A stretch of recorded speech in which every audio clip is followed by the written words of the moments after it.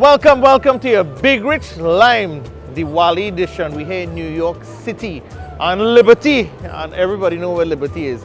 We're in front of Sibils Bakery and Restaurant. So we're here for Diwali, the Pungalongs reach, and I meet up some superstars, some young superstars. Long Island Tassa Group, how are you going? Good, we're good. You're good.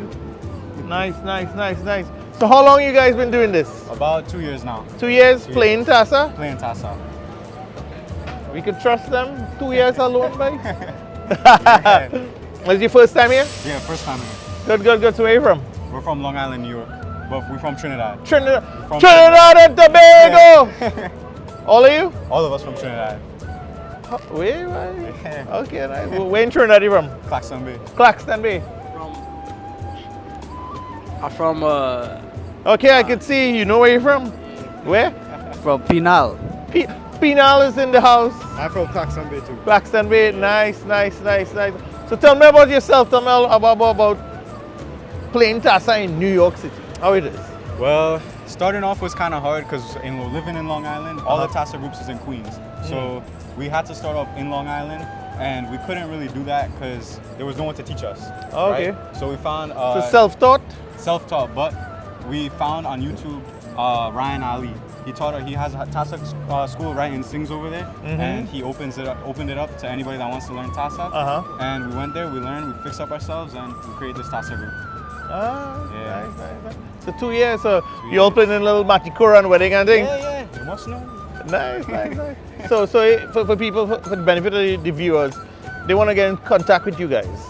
We have an Instagram page, Long Island Tassa, Long Island _Tassa, and you can reach out to Brian at 516-661-3879. All you hear that, right? You get all the info. Young fellas, and they're from Trinidad too. So I just want to wish you all good luck playing Tassa and rolling up the Tassa for people to check waste like dustbin. Yeah. And this, of course, this is the Big Rich Lime. Yeah. So you watch it and you vibes it and then share it for your people and things, right? So we're here in front of Sibils on Liberty.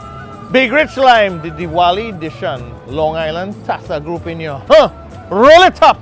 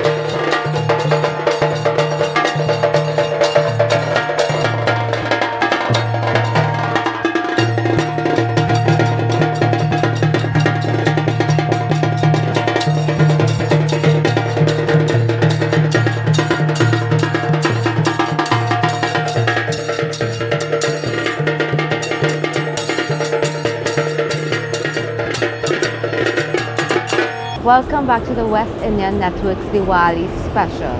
We're here outside of Sibils Bakery and Restaurant. And we have another special guest with us. We're here with Mrs. Chan Rukman Jamuna, who is a retired nurse and teacher. But she does so much more than that. So tell us a little bit about yourself. Well, my name is Chan, as you said, Rukman Jamuna. I was born in Trinidad and Tobago. They used to call it Little India at the time. And I was a nurse in Trinidad. When I came over here, I did my bachelor's, master's in education. And when I went back, I taught in high schools. I taught at Rio Claro Senior Sec, and then I taught at Barrackpore Senior Sec. As a matter of fact, when we opened that school, I was one of the first batch of teachers that was hired then. And then I came back here and I continued in nursing administration. I was offered a job at the same hospital where I was working before.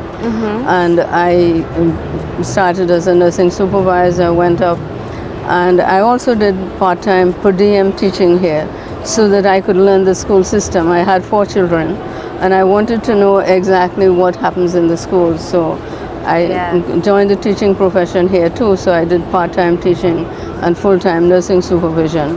And then later on they sent me up, they sort of promoted me to hospital-wide quality management and utilization review management in Health and Hospital Corporation. Wow. The entire hospital.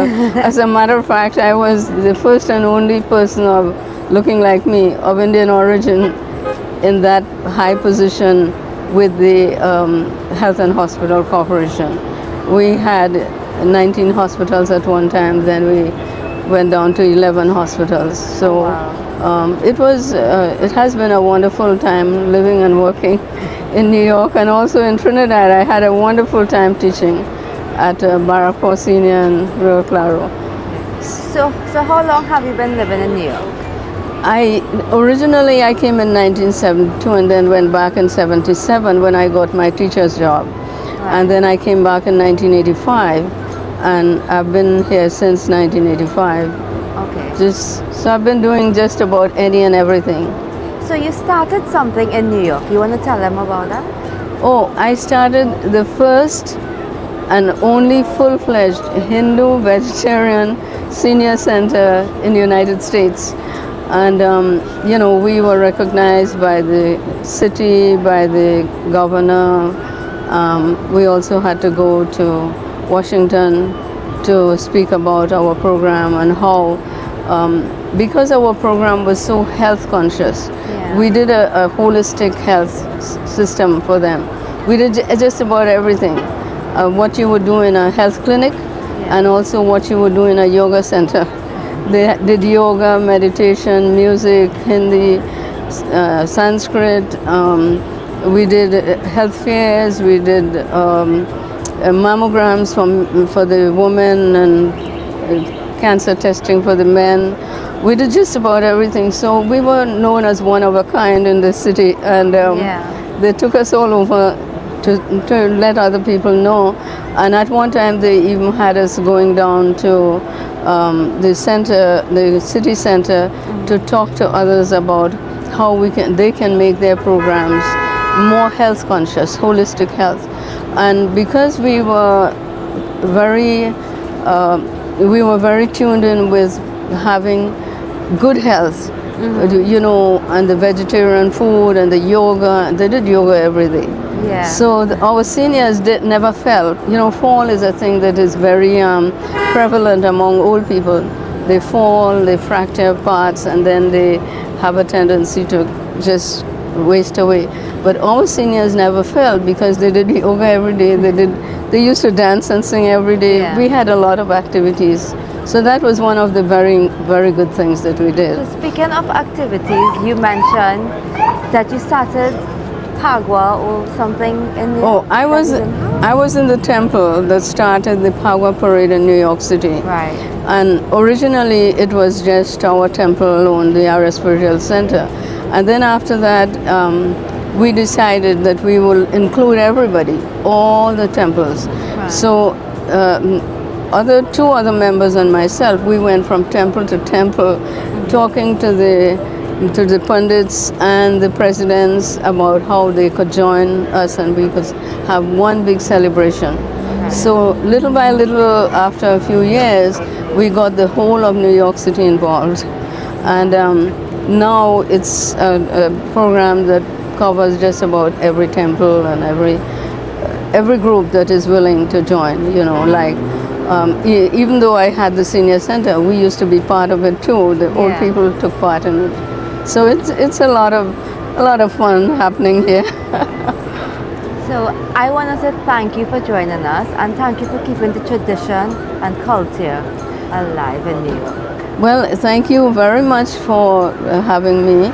And I also want to tell you that as community people, I was also involved with the Board of Ed, helping them to interview principals, vice principals, and so I assisted in many ways. Then the East Indian Music Academy, when I started a class in my house for the teacher to start teaching there. And he taught, and he has a big East Indian Music Academy. As a matter of fact, the first time in the history of New York, an East Indian group presented for the national program was the East Indian Music Academy students, and he was teaching the entire school. Wow. Yeah.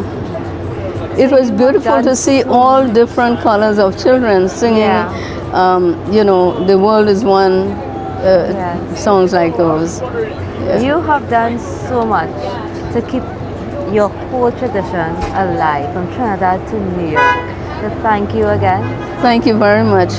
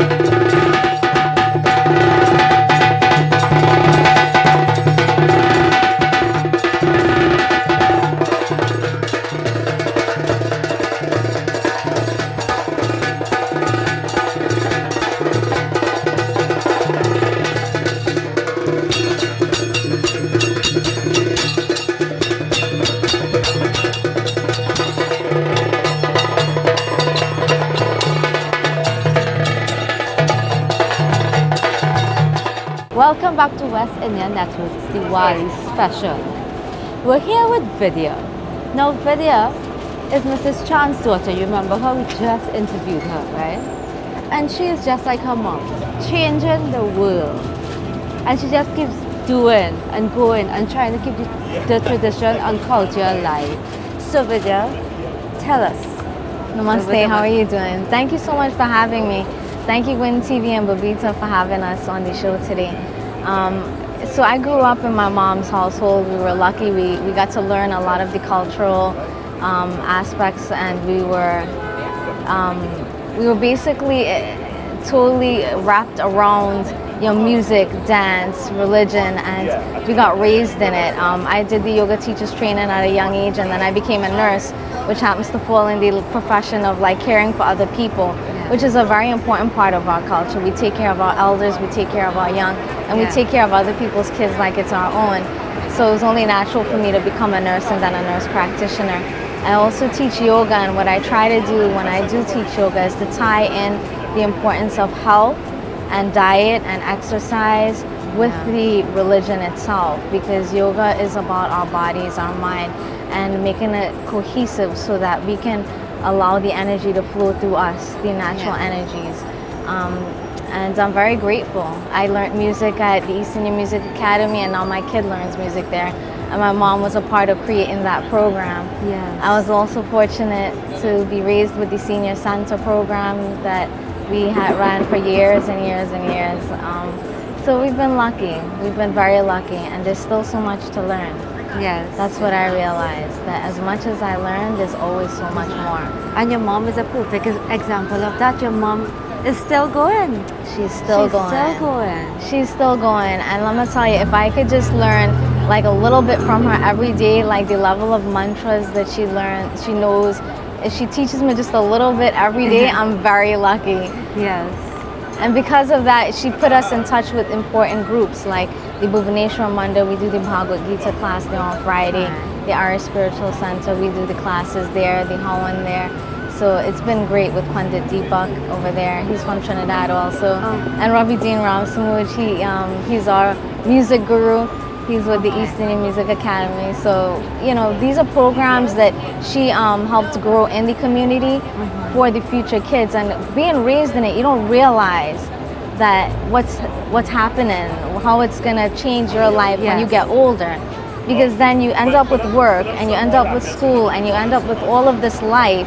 Yeah. But then at the end, you still fall back on your culture and your religion to kind of bring the inside, to feel that fulfillment inside of you and know what you're about to keep going forward in your own life. It's so nice to see these young kids today, and everyone is just keeping the entire tradition of Diwali alive, like everything about it. So thank you, Vidya, once again. Thank you. Enjoy. Thank you so much.